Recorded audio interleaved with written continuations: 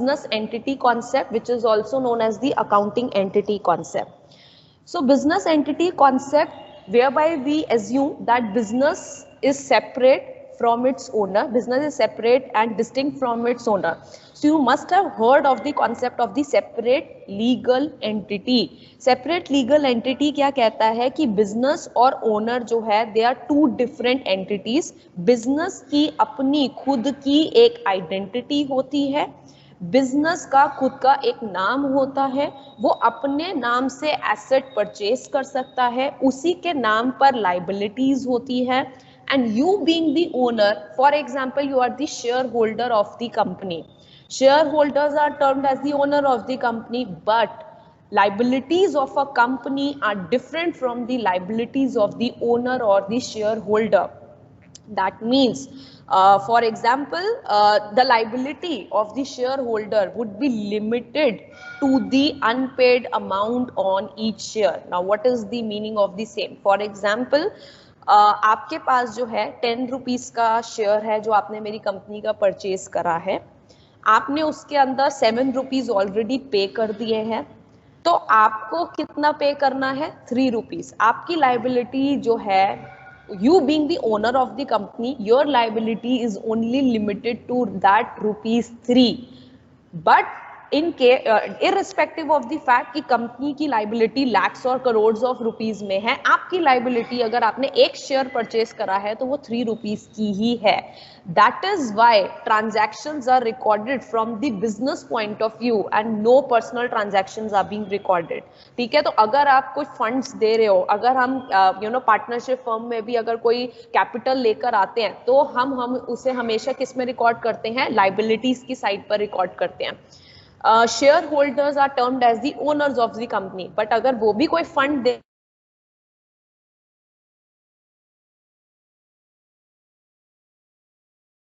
Meaning that जो भी आप जितने भी आप फंड्स कंट्रीब्यूट करेंगे, चाहे ओनर उसे कंट्रीब्यूट करना है, तो आप अलग हो, ओनर अलग है.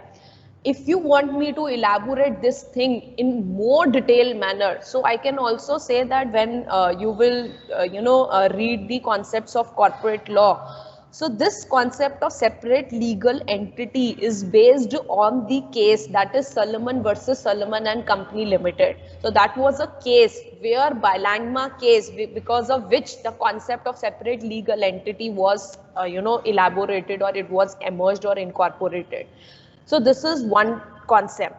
The concept of separate entity is applicable to all types of business organization, whether it is a sole proprietorship, whether it is a partnership firm, whether it is a joint stock company, and that is for the accounting purpose. So that is one thing, business entity concept. If I talk about the monetary concept, then monetary concept says that only those transactions which can be measured in terms of money would be recorded.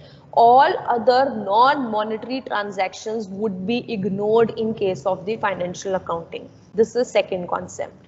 Third concept is going concern concept, which is also known as the concept of continuity. Here we make the assumption. I'm using the term assumptions. All these are assumptions because we are doing the accounting concepts, and accounting concepts are nothing but the assumptions or propositions which we make for recording of business transactions. Now going concern concept is कि अगर हमारे mind में हमेशा financial statement prepare करते समय ये assumption होती है that firm is going to continue for a foreseeable future, it has no intention to shut down its business in a short run, so because of which हम अपनी पूरी life को छोटे छोटे पार्ट्स में डिवाइड करते हैं. वो छोटे छोटे पार्ट्स कौन से होते हैं? Accounting period. So because on the basis of this going concern concept is the accounting period concept.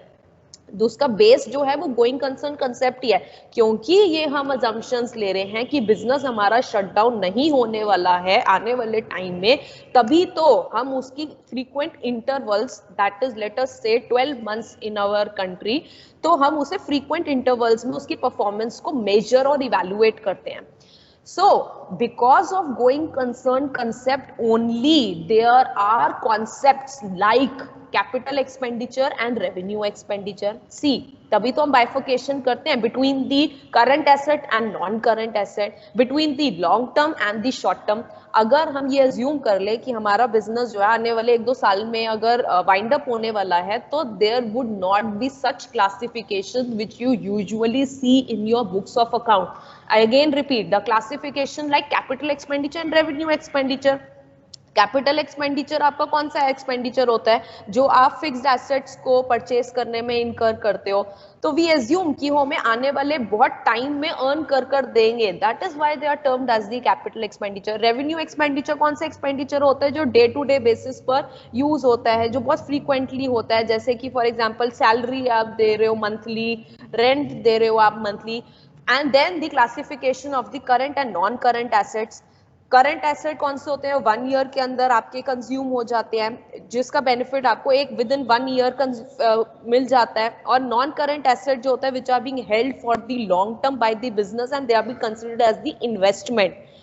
So such classifications are there only because of the going concern concept. So that is one thing. And see, what is being mentioned here is the cost of fixed asset is spread on a suitable basis over its useful life to ensure proper matching of revenue with cost. Again, it is only because of the going concern concept that we spread such cost like cost of fixed asset, like cost of advertisement expenditure over to the useful life. For example I assume कि मेरी जो firm है वो foreseeable future के लिए survive करेगी, तभी तो मैं अगर आज की डेट पे कोई एसेट परचेज कर रही हूँ तो मैं उसकी कॉस्ट को जो है आने वाले, अगर if I assume that useful life of that fixed asset is 10 year, तो मैं उसकी कॉस्ट को आने वाले 10 ईयर्स में डिवाइड कर देती हूँ। सिमिलरली अगर कोई ऐसा आपने एक्सपेंडिचर किया है जो आपको आने वाले टाइम में अर्न कर देगा, तो आप उसकी कॉस्ट को स्प्रेड कर देते हो because you know that I am going to survive for these many years. तो this is a detailed explanation of the going concern concept. Now, if I talk about this cost concept, now this one thing which you all people missed is that cost concept is only applicable to the fixed asset.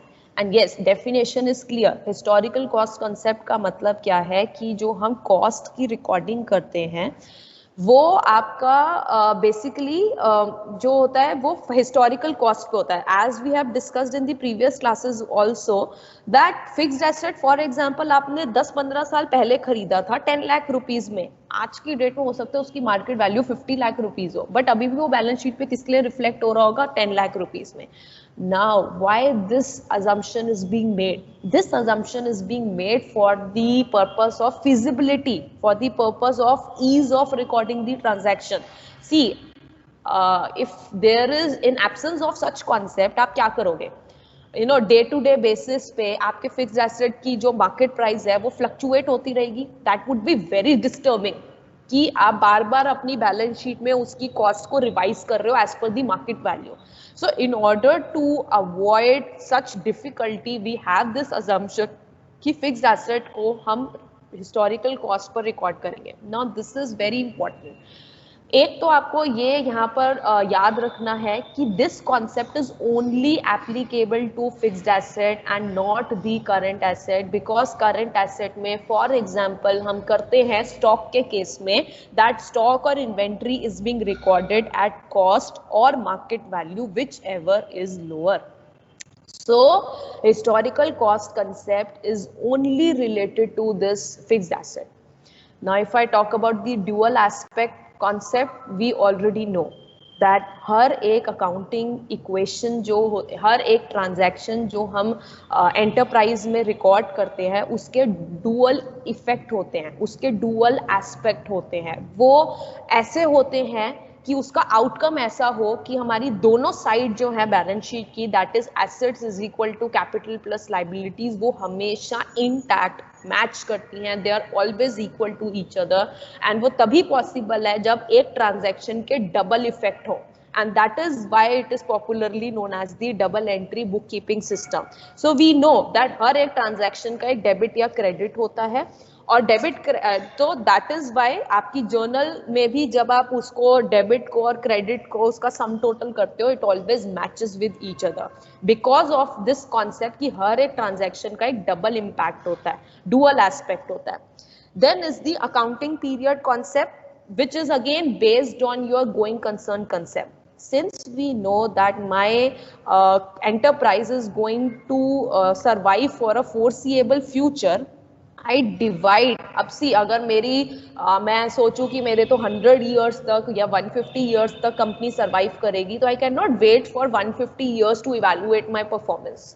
It is necessary कि हम पूरी life को छोटे छोटे part में distribute कर दें, और वो छोटे छोटे पार्ट क्या होते हैं, उन्हीं को हम अकाउंटिंग पीरियड बोलते हैं. अकाउंटिंग पीरियड आपका सेमी एनुअली है, अकाउंटिंग पीरियड आपका एनुअली है. जैसे जनरली क्या होता है कि या तो हम कैलेंडर ईयर फॉलो करते हैं या फिर हम फाइनेंशियल ईयर फॉलो करते हैं. दो calendar year is not acceptable now, it is compulsory for everyone to follow the financial year.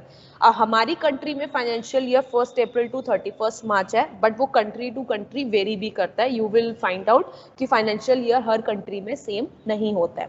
Nutshell what we are trying to discuss is कि लाइफ जो है एंटरप्राइज की, it is being broken into the smaller part, और वो smaller parts को ही हम accounting period कहते हैं, so that on a regular basis I can evaluate the